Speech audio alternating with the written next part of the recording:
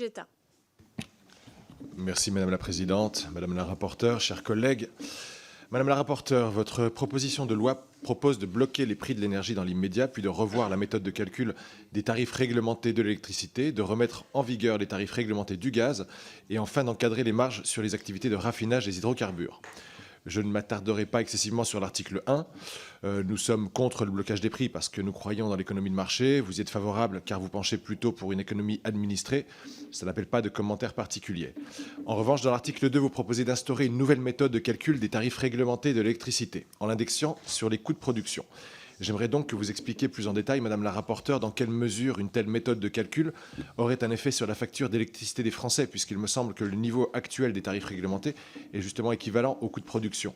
J'aimerais également comprendre ce qui vous a amené à indiquer dans l'exposé des motifs de la proposition de loi que les tarifs réglementés reflétaient les prix de marché, alors que ce n'est absolument pas le cas et cela ne l'a jamais été. D'autre part, j'aimerais également vous interroger sur l'effectivité des dispositions défendues à l'article 2 concernant le gaz. Comme vous le savez, Madame la rapporteure, le Conseil d'État a estimé dans une décision de 2018 que les tarifs réglementés du gaz étaient contraires au droit de l'Union européenne, ce qui l'a donc conduit à annuler des décrets concernant ces tarifs réglementés.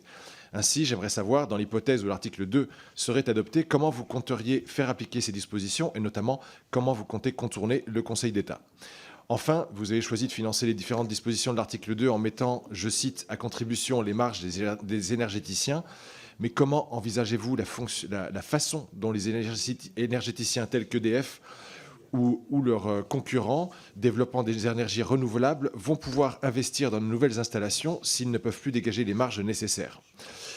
Enfin, je souhaite noter une nouvelle fois l'inconséquence du Rassemblement national sur la question énergétique. J'aimerais comprendre, notamment Monsieur Loubet, votre raisonnement lorsque vous supprimez l'article 1 au motif qu'il instaure un blocage des prix, je cite, arbitraire, car instauré par décret par le gouvernement, puis vous proposez de réécrire l'article 2 en instaurant un blocage des prix par décret gouvernemental.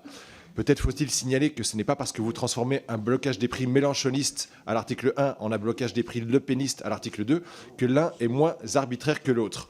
J'aimerais aussi savoir, Monsieur Loubet, comment vous comptez faire pour protéger le secret des affaires d'EDF et sa capacité à évoluer sur un marché concurrentiel tout en publiant le détail de leurs coûts de production au journal officiel. Chaque article de cette PPL propose donc des dispositifs soit démagogiques, soit inopérants, qui auraient des impacts très négatifs pour les acteurs économiques et les producteurs d'électricité. Pour l'ensemble de ces raisons, le groupe Ensemble pour la République votera contre cette proposition de loi. Merci. Oui, Monsieur Vogetta. Oui, alors pour revenir sur l'ensemble de l'œuvre conjointe de Monsieur Loubet et de Madame Dufour. Madame Dufour, oui, non mais je vous imaginais à un moment devant votre écran Bloomberg en train de regarder les prix spot de l'électricité, et puis soudain on vous redécouvre en Mère Teresa de la précarité énergétique. Et la définition du misérabilisme, si vous me permettez, la définition du misérabilisme. Est-ce qu'on peut s'écouter les uns les autres? Merci. Je suis interrompu, donc on va. Oui, tout à fait. Vous La prenez définition. votre temps et s'il vous plaît, on laisse parler jusqu'à la fin chacune des oratrices et orateurs. Merci. La définition du misérabilisme consiste, je cite, à insister sur les aspects les plus misérables de la vie sociale de manière complaisante et répétitive. Et je suis désolé, mais entendre dans la bouche de certains ici que la moitié de la population française ne peut pas se chauffer correctement, c'est un mensonge, c'est du misérabilisme. On est tous élus par des Français dont certains sont en difficulté, souffrent de la précarité énergétique. En revanche, on ne peut pas caractériser cette précarité comme affectant une proportion disproportionnée de la population. Oui, la précarité énergétique existe, bien sûr, mais ne niez pas notre légitimité à représenter, nous aussi, des électeurs dans la réalité de leur existence commune. Oui, luttons contre la précarité de certains qui en sont affectés, mais ne caractérisons pas de cette manière-là. Monsieur Vogetta. Merci Madame la Présidente.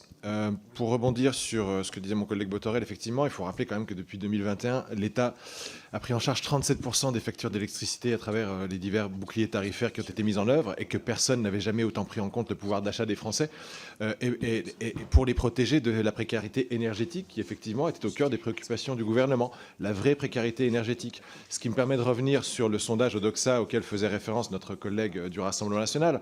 Moi, je lis effectivement 62% des Français ont décidé de limiter leur consommation d'énergie, ce qui ne leur va permettre permis de chauffer correctement leur logement.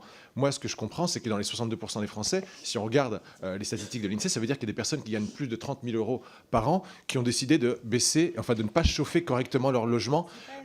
Qu'est-ce que ça veut dire? Il y a parfois de bonnes raisons pour ne pas chauffer correctement votre logement. Si pour vous, la définition de chauffer correctement votre logement, ça veut dire avoir toutes les pièces à 23 degrés en permanence, 24 heures sur 24. Donc, si certains ont pris la décision raisonnable de baisser les radiateurs pour notamment réduire la facture d'électricité, ça me paraît très bien. Merci.